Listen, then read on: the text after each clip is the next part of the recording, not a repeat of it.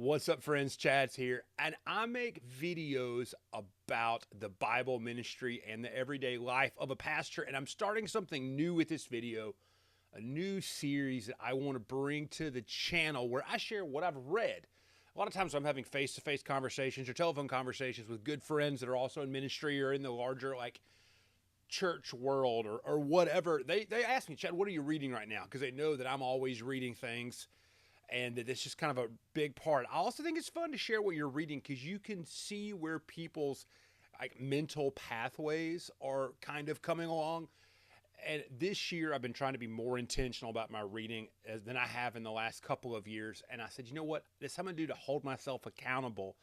I'm going to start making videos every month about what I finished reading in the previous month. Now, not what all I read throughout the course of the week. I shared this picture a few weeks ago or a few months ago back on social media of all of the stuff that I had used that week for my work. I'll pop that picture in and you'll see I'm in books a lot. Like I've got, this big stack of books over there you see are commentaries I'm reading this week for the message I'm preaching.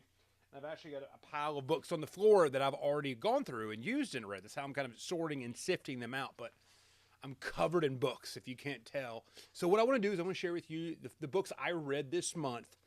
And then also I've got a particular thing that I'm challenging myself with, and I'm going to hold myself accountable as well with this YouTube channel. And it's specifically about reading and about reading a very particular specific book. So these are the books I read this month. I finished 5 books, and these are books that I, engaged in, went into the whole 9 yards, cover to cover type reads. So these are the books I finished. Number 1, I finished Rodney Stark book, The Cities of God. Rodney Stark died just a couple of years ago. He was a religious sociologist, taught at Baylor. I've read a lot of his books. There's The Triumph of Christianity. There's The Rise of Christianity. There's another book that I have here on this short shelf, which is off screen that you can't see. This is called The Churching of America. And all of Rodney Stark's stuff is a sociological look at religious participation. In Cities of God was a different book. I thought it was relatively newer, but it actually ended up being kind of older. But what it was about the mechanics of religious participation in Rome over the first few hundred years of AD. And he's not just looking necessarily at Christianity, but also looking at other religions, looking at paganism. He was looking at Gnosticism, all these sorts of stuff. It was particularly just kind of going in and looking like, okay, did port cities have this type of religious participation? He also looked at the Jewish diaspora, all of these sorts of things. I'm an early church fiend and nut. That will kind of continually always show up on these lists. So I wanted to read Stark, really just to talk about what this looks like. And specifically, what I love is this idea that Stark talks about what does conversion look like. Because conversion, depending on what world you live in the Christian church, is either a good word or a scary word. And Stark always looks at conversion along the lines of communities, that people typically are not necessarily making these 180-degree conversions, but reality, they are making conversions that are a step into something that they are already understanding. So he talks about the idea of God-fearers, of non-ethnic Jews who are worshiping in the synagogue, have an easier transition to become Christians, or people who were already monotheistic, so worshiping a handful of these different pagan gods rather than the gods, also made an easier trajectory line into Christianity. And I specifically thought it was interesting when he talked about not just paganism, but heretics and the divergence of Christian practice that we saw over the first few centuries. These were all just super interesting things to me. I think especially now in our current world now where Christianity really has a wide berth definition.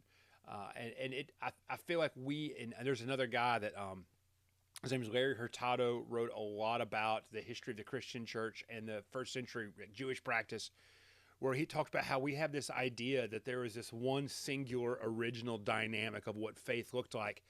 But in all actuality, also in Judaism around the time of Jesus, it was highly variegated, which meant it was really, really diverse and different as well. And that the early Christian church also had a pretty high level of variegation. So I find these sorts of reads, they're interesting. They're fun to me. The next thing I read was The Surprising Return of the Neighborhood Church. This was by Sam Rainier, I think. I think it was Sam, not his dad, but the Rainier family kind of live inside of this church development, church health world. And what he really talked about was normal sized churches. In my day to day work now, primarily, I am a congregational developer working inside of a denominational system. I still, for the next like 6 or 7 weeks, have a small church I pastor part time. But I live in the church health world, and I specifically am really interested in what does it mean for normal sized churches, which are churches of 40, 50, 60 people, to find stability, to find vitality, to find sustainability, and this sort of thing. So I went back and read this book. It was really, really interesting. There's a lot of things I appreciated about it. One of them was the fact that it told really good stories, and it gave really good examples for what some of these things look like for everyday, normal neighborhood churches, which were really popular in the 50s, 60s, and 70s in the United States. But they kind of seemed to decline and find a lack of relevance in the 2000s and 2010s. What does it mean for them to thrive in their current situation? Now, it was a good book. I solidly recommend it. The next book I read was Kingdom Innovation for a Brave New World. This was the only paper book. The rest of these books are read on Kindle. This is by Doug Paul. This was the only physical book I read this month. You can see I marked it up a bunch. Really enjoyed this book at all. But this is about innovation. This is about how to do new things. It's about how to learn to do new things in the church, but also why doing new things matters so much. What I loved about this book, and this has kind of turned into a thing, the more a book is about strategy, the more valuable it is to me, especially in the church, if it was written after the COVID-19 pandemic. And so much of this book was based off of learning cohorts and conversation groups that the Doug Paul and some of his colleagues put together in that first year of the pandemic, where they were asking big, huge questions and realizing that things have to change from a technical dynamic, not from a theological dynamic, but the ways that we see big, huge goals, the way that we discern those goals, the way that we move forward, that we test, that we iterate, the way we learn from our failures, the way we learn from our successes, all that sort of thing. That was a fantastic book. I still need to go through all of my notes, and I need to kind of maybe formalize a handful of the big take-homes from that, because I will be using this book in my work significantly. The next book I read was not a church book at all, but it was called Scaling People: Tactics for Management and Company Building. I'm going to go find the author of this because I did not pay attention to that. By Claire Hughes Johnson. She was early on at the company Stripe. And this book is fantastic for people who realize they're part of any sort of a growing organization, or they're entering into management or leadership for the very first time, and they're having to learn how to build teams around them.